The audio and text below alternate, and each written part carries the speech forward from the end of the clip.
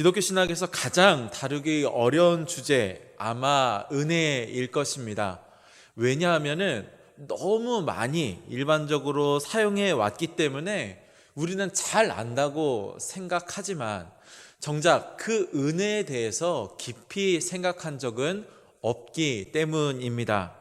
실제로 우리는 은혜라고 하는 단어를 참 많이 사용합니다. 은혜 받았다, 혹은 은혜가 된다, 은혜로운 일이다, 참 많이 사용합니다.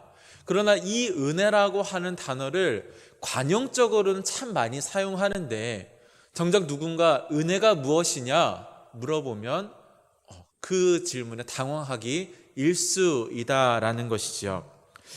사전적인 의미로 은혜라는 것은 고맙게 베풀어주는 신세나 혜택이라고 합니다. 전래동화 중에 은혜 갚은 까치라고 하는 이야기가 있는데요, 이 이야기를 생각하면 쉬울 것 같습니다. 어느 날 이 길을 가던 선비가 구렁이에게 잡아먹힐 뻔한 까치를 구해주게 되고요, 나중에 이 구렁이가 선비를 그렇게 잡아먹으려고 하자 까치가 그 종의 머리를 3번 박아서 선비를 살리고 죽게 됩니다. 이때 이 까치가 한 행동이 바로 은혜로 말미암아 한 행동이다라고 우리는 알 수 있다라는 거죠. 그래서 사람들은 이 이야기를 통해서 평소에 선한 일을 많이 해야 한다라고 하는 권선징악의 교훈을 얻게 됩니다. 그러나 기독교에서 말하는 은혜는 세상이 말하는 은혜와는 차이가 있습니다. 고맙게 베풀어 주었다라고 하는 부분은 같습니다. 그러나 기독교에서 말하는 은혜는 조건 없이 베풀어 주셨다라는 부분이 다르다라는 것이죠. 즉, 그 까치를 구렁이에서 구해주지 않더라도 자신의 머리를 그 종에 박아서 선비를 살리는 것, 이것이 바로 기독교에서 이야기하는 은혜이다라는 것입니다. 바로 아무런 조건 없이 무조건적으로 베푸는 호의 혹은 사랑이 은혜라는 것이죠. 무조건적인 사랑이기 때문에 사실 이 은혜는요, 아무런 조건이나 아무런 자격이 필요하지 않습니다. 그저 받아들이기만 하면 됩니다. 그러나 이 쉬워 보이는 일도요, 거절하는 사람들이 존재한다라는 것이죠. 바로 오늘 본문에 등장하는 한운과 같은 사람이 이러한 사람이었습니다. 계속해서 우리는 다윗이 궁에 편안히 살게 하신 그때 벌어진 일들에 대해 말씀을 나누고 있습니다. 자, 평안히 살던 그 어느 날 다윗에게 부고장이 들어오게 됩니다. 바로 요단 동편에 거주하고 있는 그 암몬 자손의 왕 나하스가 이제 세상을 떠나 이제 죽게 되었고, 그 아들이 왕이 되었다라는 것이지요. 자, 이 소식을 들은 다윗은 주변 신하들에게 이렇게 조치하도록 이제 명령을 내립니다. 오늘 본문 2절 말씀. 다윗이 이르되 내가 나하스의 아들 한운에게 은총을 베풀되 그의 아버지가 내게 은총을 베푼 것 같이 하리라 하고, 다윗이 그의 신하들을 보내 그의 아버지를 조상하라 하니라. 다윗의 신하들이 암몬 자손의 땅에 이름에. 아멘. 자, 다윗이 나하스에게 어떤 은총을 받았는지는 성경에 기록되어 있지 않습니다. 다만 우리가 상상했을 때 이렇게 생각할 수 있다는 거죠. 사울에게 악감정이 있었던 나하스 왕, 왜냐하면은 길란 야베스를 치려고 했던 그 아하스를 사울이 격퇴시키지 않았습니까? 이제 그 일에 대한 앙심을 품고 있다 보니까 적의 적은 친구다라는 격언과 같이 사울이 미워했던 다윗에게 어떠한 도움을 줬을 것이다 라는 것이고요, 이 도움을 줬을 때가 아마 다윗이 이 광야 생활을 하는 정말 힘들고 어려운 시기였을 것이다 라고 예상해 볼 수 있습니다. 다윗은 이제 그런 나하스를 조문하며 그 아들 한운에게 이제 은총을 베풀려고 하는 것이지요. 자, 근데 눈여겨볼 부분이요, 이 은혜를 베푸는 이유입니다. 자, 다윗은 그의 아버지가 내게 베푼 은혜를 기억하여서 내가 그 아들 한운에게 은혜를 베풀겠다 라고 이야기를 하고 있습니다. 여러분, 이 표현은요, 바로 전주, 우리가 지난주에 무비보셋에게 이야기했던 은혜 베푸는 이유와 일맥상통한다라는 것을 우리가 알 수 있습니다. 자, 사무엘하 9장 1절 말씀. 다윗이 이르되 사울의 집에 아직도 남은 사람이 있느냐? 내가 요나단으로 말미암아 그 사람에게 은총을 베풀리라 하니라. 아멘. 다윗이 무비보셋에게 은혜를 베풀 때 기대하는 바나 요구하는 조건 같은 것은 없었습니다. 그저 그의 아버지가 베풀었던 그 은혜를 기억하여서 이제 그 아들에게 은혜를 베풀겠다. 조건이나 이유 없이 무조건적으로 사랑을 베풀겠다라고 이야기를 합니다. 근데 오늘 본문의 하나님도 마찬가지지요. 강대국으로 거듭난 이 이스라엘 왕 다윗이 암몬 자손에 이제 아버지를 여의고 새롭게 왕이 된 그 한운에게 은혜를 베풀려고 할 때요, 아무런 이유나 조건이 없었습니다. 그저 그 아버지 때 베풀었던 은혜를 기억하여서 이제 그 아들에게 은혜를 베풀겠다 라고 이야기하고 있습니다. 무조건적인 사랑의 수혜자가 되었다라는 것이죠. 그러나 다윗의 이런 진심을 오해한 이 한운의 신하들이요, 그의 귀에 이렇게 속삭입니다. 다윗이 조문하려고 사람들을 보내는 것이 아니라 이 성을 정탐하기 위해서 사람을 보내는 것입니다. 그리고 한운도요, 그들의 말이 옳다라고 생각을 합니다.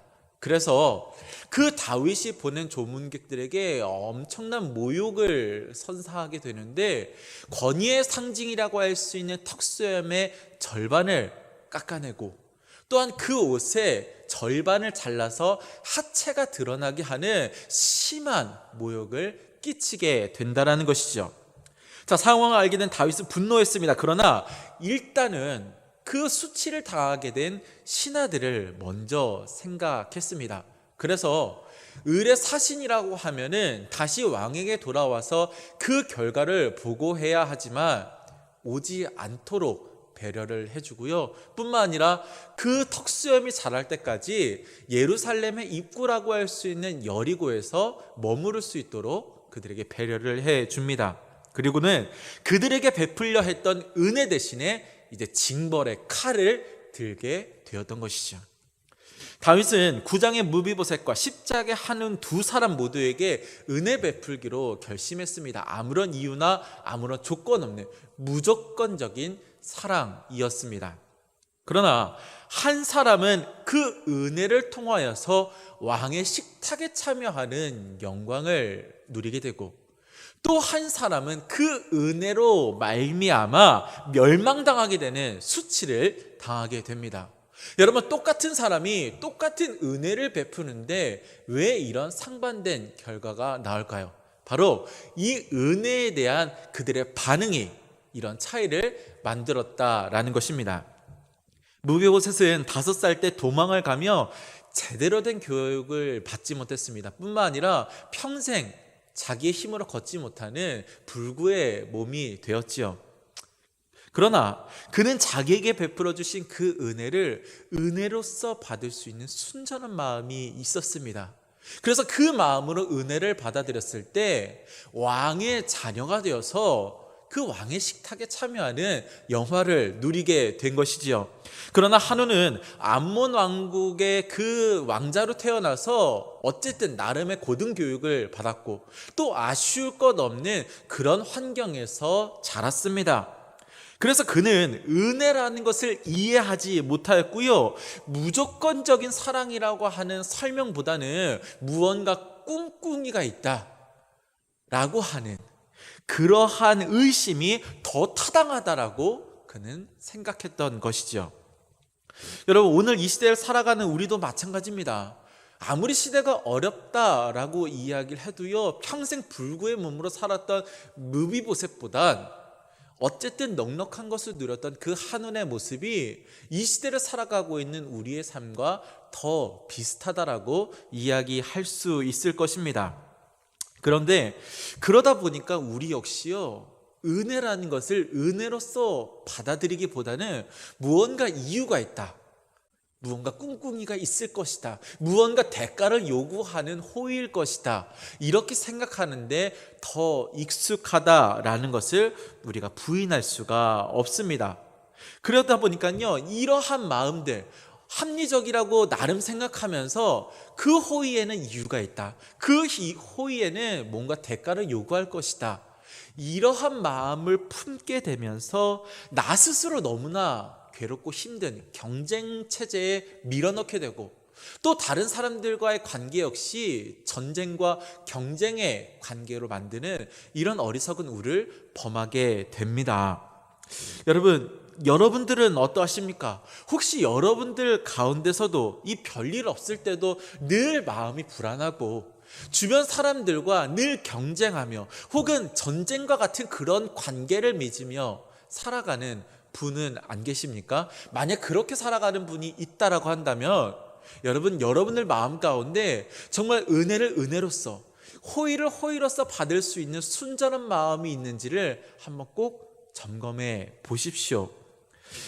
여러분, 은혜를 은혜로 받아들일 때 우리의 마음은요, 비로소 그 경쟁과 전쟁과 같은 그 상황을 벗어날 수 있는 줄로 믿습니다. 바라건대 여러분의 마음 가운데 은혜를 은혜로 받아들일 수 있는, 호의를 호의로서 받아들일 수 있는 그 순전한 마음을 품어서 그 협소한 전쟁터와 같은 마음이 아니라 그 드넓은 그 자유와 그 친밀함의 교제를 누리는 저와 여러분 모두의 삶이 되기를 주님의 이름으로 간절히 소원합니다. 두 번째 말씀 나누겠습니다. 자, 지레짐작하여서 모욕을 준 한운이요, 이번에 한 번 더 이제 지레짐작해서 이런 모욕을 끼쳤으니 다윗이 반드시 쳐들어올 것이다, 또 짐작을 합니다. 왜냐하면 그의 마음은 이미 그 합리적이라고 생각하는 의심의 마음이 사로잡고 있었기 때문에 도무지 이렇게밖에 생각할 수 없었다라는 거죠. 자, 그래서 그는 군대를 일으키고요, 뿐만 아니라 아람에다가 용병을 요청해서 그 군세를 엄청나게 확장하여 이제 이스라엘을 쳐들어오게 됩니다. 자, 그러자 다윗은 요압을 보내서 응전하게 했고요, 탁월한 군사 전략가였던 이 요압은 이 아람 연합군을 단번에 무찌르고 그 땅을 지켜내는 쾌거를 이루게 됩니다. 자, 그러자 이번에는 용병으로 참가했던 그 아람이 군사를 다시 한 번 더 만들어가지고 이스라엘을 공격하게 됩니다. 그리고 그 모습을 보고 이번에는 다윗이 직접 군대를 이끌고 나가 응전하게 되는데요, 이번에도 철저하게 아람 군대를 괴멸시켰을 뿐만 아니라 아예 아람 나라를 속국으로 삼는 이러한 놀라운 성과를 이루게 됩니다. 근데 여러분, 이 놀라운 승리 앞에 우리의 마음이 좀 불편한 이유가 있을 것입니다. 바로 이번 장에도 다윗은요, 피를 너무 많이 흘렸다라는 것이지요. 다윗의 자손 예수님은 왼뺨을 치면 오른뺨을 돌려대고, 또한 겉옷을 달라 하면 속옷도 주고 오리를 가자면 심리를 가라라고 말씀하셨습니다. 그러나 오늘 이 다윗은 왼뺨을 치는 자에게 오른뺨을 돌려대는 것이 아니라 오히려 그의 팔을 꺾어서 다시는 그 손을 들지 못하도록 만드는 이러한 모습이 우리의 마음을 불편하게 한다라는 거죠. 사실 생각해보면 다윗은요, 지금까지 참 많은 피를 흘려왔습니다.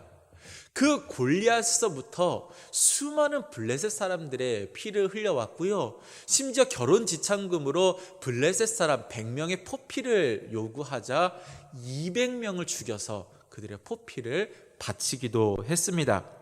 사울 왕국의 많은 젊은이들이 피를 흘려왔고, 또한 예루살렘과 가나안의 숱한 원주민도 이 다윗 군대의 칼에 피를 흘려왔습니다. 그리고 오늘 본문에 암몬과 아람의 수많은 군사들도 피를 흘렸죠. 여러분, 이 불편해 보이는 이 사실을 통해서 우리는 두 가지 사실을 깨닫게 됩니다. 첫 번째는 예수님을 예표하는 다윗이었지만 그렇다고 해서 그가 완전한 의인은 아니었다라는 것이죠. 우리는 다윗의 이야기를 보면서요, 그가 완전한 의인이기를 원합니다. 그래서 그 다윗의 삶을 우리가 또한 본받기를 원하는 마음을 갖게 되지요. 그러나 로마서 3장 10절 말씀과 같이 의인은 없나니 하나도 없습니다. 다윗도 예외가 아닙니다. 여러분, 이제 우리가 사무엘하 말씀을 뒤로 계속 보면서요, 다윗의 정말 실망스러운 모습들을 많이 발견하게 될 겁니다. 그러나 여러분, 그 모습을 볼 때 당황하거나 실망하지 마십시오. 다윗도 육신을 가진 우리와 동일한 죄인이란 사실, 우리가 간과해서는 안 됩니다. 두 번째는 무엇이냐? 그럼에도 불구하고 하나님은 이런 죄인들을 통하여서 하나님의 구원 역사를 이루어 가신다라는 이 사실을 우리가 기억해야 하는 줄로 믿습니다. 여러분, 우리는 역사를 기록할 때 인물 중심, 사람 중심으로 역사를 기록합니다. 예를 들어서 몇 년도에 어떠한 사람이 어떠한 일을 했고, 또 몇 년도에는 어떠한 사람이 통일을 하여서 그 땅을 다스렸다. 인물 중심으로 역사를 기억한다라는 거죠. 여러분, 그러다 보니까 승자 독식이라고 역사의 승리자는 좋은 기록만 남기고 패자는 그 좋았던 거 다 지워버리고 나쁜 기록만 남기는 이러한 우를 범하기도 합니다. 그러나 성경은 승자라고 해서 좋게만 기록하는 법이 없고 또 패자라고 해서 나쁜 일만 기록하는 법이 없습니다. 여실히 그 모든 일들을 이야기하고 있다라는 거죠. 그래서 이 메시지 성경을 쓴 유진 피터슨 목사님은 하나님은 위장된 역사를 쓰지 않는다라고까지 이야기를 했습니다. 여러분, 성경은 인간의 모든 어두운 면을 기록을 하고 있습니다. 그리고 이를 통하여서 인간은 악할지라도 선하신 하나님께서 이 인류 역사를 이끌어가고 계심을 분명하게 보여주고 있다라는 것입니다. 그러므로 오늘 이 다윗의 전쟁을 통해 우리 삶에 적용해야 할 점은 두 가지입니다. 자, 스크린을 보고 함께 읽어보겠습니다. 첫 번째, 시작. 은혜를 은혜로 받을 수 있는 순전한 마음을 가지라. 두 번째, 시작. 인간은 악할지라도 인류 역사를 이끌어 가시는 하나님의 선하심을 기억하라. 아멘. 코로나가 도통 잡힐 기미가 보이지 않습니다. 매일 확진자의 수는 점점 늘어나 1000명을 넘었고요. 그래서 매일 아침에 눈을 뜨면 과연 오늘은 얼마나 더 늘었을까? 정말 3단계로 갈까? 이제 이러한 염려를 하게 됩니다. 그러나 이러한 상황에서도 우리가 흔들리거나 낙심하지 않을 이유가 있습니다. 바로 우리는 알지 못해 불안해하는 내일 모레, 그리고 우리의 모든 시간 역시 하나님의 주권 아래 있다라는 것, 우리가 이것을 믿기 때문에 흔들리거나 낙심하지 않을 수 있는 줄로 믿습니다. 하나님은 지금까지 그러셨듯이 지금도 일하시며 인류 역사를 주관하고 계십니다. 그리고 그 하나님께서 우리 각 사람 한 사람의 인생을 주관하고 계신다라는 것이죠.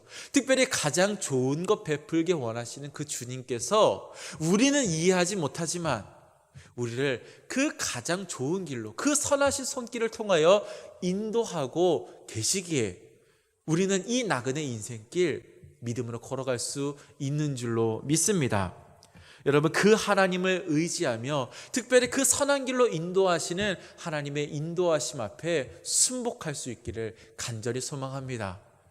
인생의 눈으로 보았을 때는 암담하고 어두운 시기지만 모든 것을 아시는 그 주님 앞에, 그 주님의 선하신 계획 안에 우리는 구원의 가장 좋은 길을 걷고 있음을 의심치 않기를 간절히 소망합니다. 그리하여서 우리에게 허락하여 주신 이 나그네 인생길 올곧고 정직하게 주님의 인도하심 따라 걸어가는 저와 여러분 모두가 될 수 있기를 주님의 이름으로 간절히 축원합니다.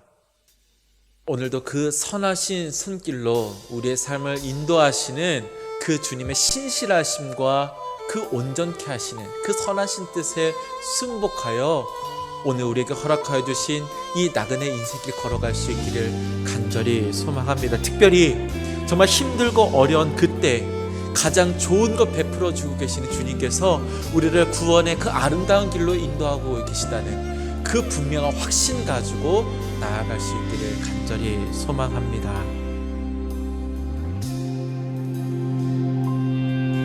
날이 저물어 갈 때 빈들에서 거릴 때 그때가 하나님의 때 내 힘으로 안 될 때 빈손으로 거릴 때 내가 고백해 여호와 이래 날이 저물어 갈 때 빈들에서 거릴 때 그때가 하나님의 때 내 힘으로 안 될 때 빈손으로 거릴 때 내가 고백해 여호와 이래 주가 일하시네 주가 일하시네 주께 아끼지 않는 자에게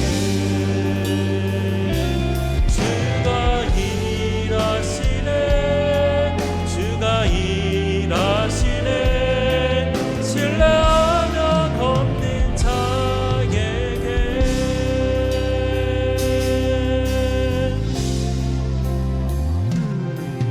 우리 모인 이곳에 주님 함께 계시네 누리네 아버지 은혜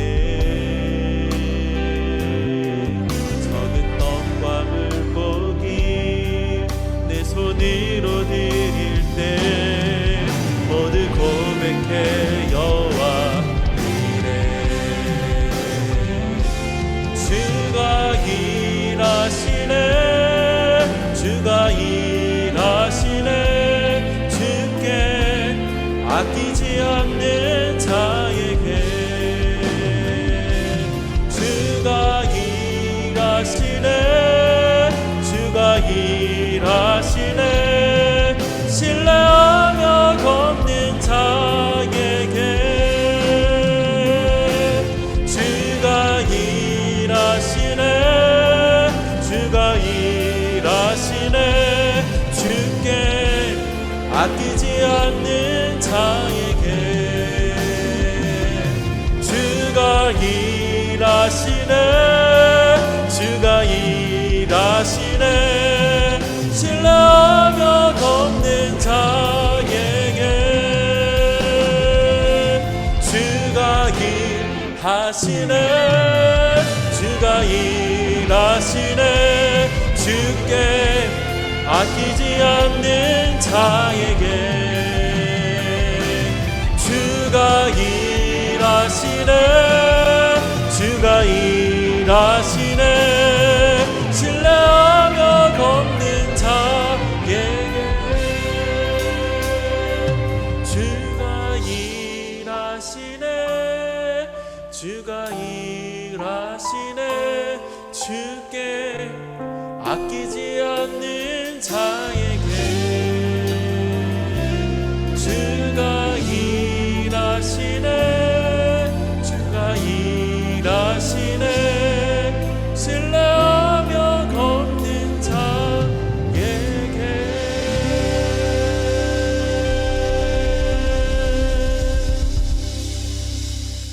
기도하겠습니다. 살아계신 하나님, 어둡고 혼탁하여 도무지 알 수 없고 도무지 짐작조차 할 수 없는 내일을 살아가는 우리들, 그러나 하나님의 선하신 그 섭리와 주관하심 가운데 있음을 믿음으로 인정하기에 오늘도 이 불안한 길, 주님 주시는 감사와 평안과 만족 가운데 이 길 걸어가게 하여 주시옵소서. 하나님, 코로나가 계속해서 확산되는 가운데 참 우리들의 마음 어렵고 힘들게 하는 것을 우리가 부인할 수 없습니다. 그러나 모든 인류 역사를 주관하시는 하나님께서 지금 우리 각 사람의 인생 붙잡아 가장 좋은 길로, 선하신 길로 인도하심을 믿고 확신하기에 우리 이 길 걸어갈 수 있는 줄로 믿습니다. 하나님, 올곧고 정직하게 이 모든 길, 나그네 인생길 걸어갈 수 있도록 주님 도와 주시옵소서. 특별히 어려움 가운데 있는 주의 자녀들 기억하여 주시고 위로하시고 격려하시고 다시금 일어날 살아낼 수 있는 힘과 능력 공급하여 주셔서 정말 저들에게 허락하여 주신 하나님의 귀하신 섭리를 이루어가는 복된 인생들 다 되도록 축복하여 주시옵소서. 지금 이 시간에도 일하시며 우리의 모든 인생길을 인도하여 주시는 우리 구주 예수 그리스도의 이름으로 기도합니다.